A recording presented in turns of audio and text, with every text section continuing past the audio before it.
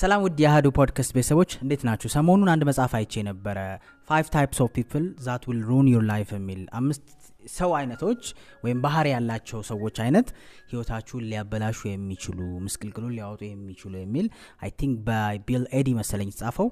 መጽሐፉን አውዲዮ ቡኩን ዩቲዩብ ላይ ማግኘት ትችላላችሁ፣ ማዳመጥ ትችላላችሁ። የ4 ሰዓት ነው፣ ያን ያህል ከባድ አይደለም። ደግሞ እንደኔ ቪዲዮ አውዲዮ ቡክ አፍጥናችሁ የምታዳምጡ ከሆነ ትንሽ በ1.5 ምናምን ስፒድ ከሆነ ደግሞ ወደ 2 ሰዓት ከምናምን ያጥራል ማለት ነው። ሶ ቤዚካሊ መጽሐፍ ሰመሪ አይደለም ወይም ያን መጽሐፍ ሰመሪ እየሰጠው ሳይሆን ይህ መጽሐፍ በጣም ዲፕ ነው፣ ብዙ ነገርን ያወራል፣ በጣም ዲቴል ገብቶ ውስብስብ ነገሮችን ዲስከስ ያደርጋል። ግን እነዚህ መጽሐፍ ላይ የተጠቀሱትን 5 የሰው አይነቶች ህይወታችን ሊያበላሹ የሚችሉ የሰው አይነቶች የተባሉትን ተጠቀሱትን ነገሮች ዲስከስ እናደርጋቸው ኢንፎርሜሽን እንዲሆናችሁ። ሶ እነዚህን 5 ነገሮች ግን ስናወራ ምናልባት እናንተ ልትሆኑ ስለምትችሉ ከ5 ውስጥ የሰው ህይወት የምታመሰቃቅሉት ቶሎ ብላችሁ እጃችሁን ጠቁማችሁ ወደ ባልሽ ወይ ደግሞ ወደ ፍቅረኛ ወይ ወደ ሚስትህ እንድታስብ ሳይሆን ራስህንም ቼክ እንድታረግበት ነው። አለብኝ ወይ ነው አይደለ? ሻወርና ምን ከራስ ነው ይጀምራል ይባላል። ስለዚህ ራሳችሁንም እንድታዩበት ነው። እኔም ሳነበው ራሴንም ስላየውበት ነው በተወሰነ መልኩ።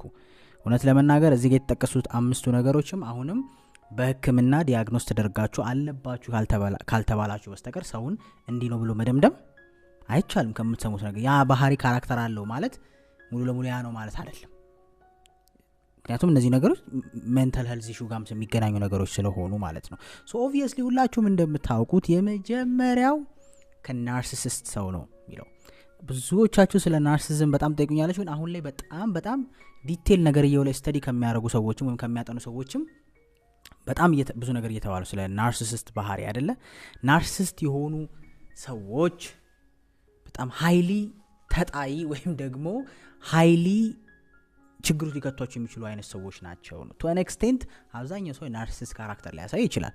ኢንታይርሊ ነው ዲያግኖስ ተደርጓል ማለት አይደለም። አንድ ነገር ሲሪየስ ሆኖ ከአቅም በላይ ሲሆን ነው አይደለም አለበት ተብሎ የሚታሰበው። ሶ ናርሲሲስት ሰዎች በጣም የሚታወቁት በጣም ኤክስትሪምሊ ሰልፍ ሴንተርድ በመሆናቸው፣ ራሳቸውን ብቻ የሚያስቡ በመሆናቸው፣ ራሳቸውን ብቻ የሚወዱ በመሆናቸው ነው አይደለም። በጣም ኤክስትሪም የሆነ መስመር የለቀቀ ራስ ወዳድነት ማለት ነው አይደለም ናርሲሲስት ሰምሃው።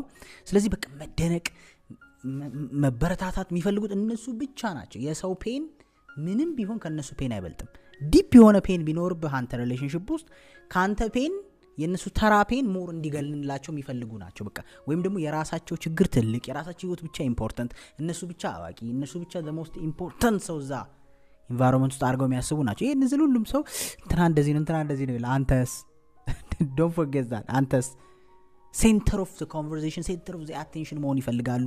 ያንን ደግሞ የሚያደርጉበት ስትራቴጂ አንደኛው ምንድነው? ጥፋተኝነት ስሜት እንዲሰማ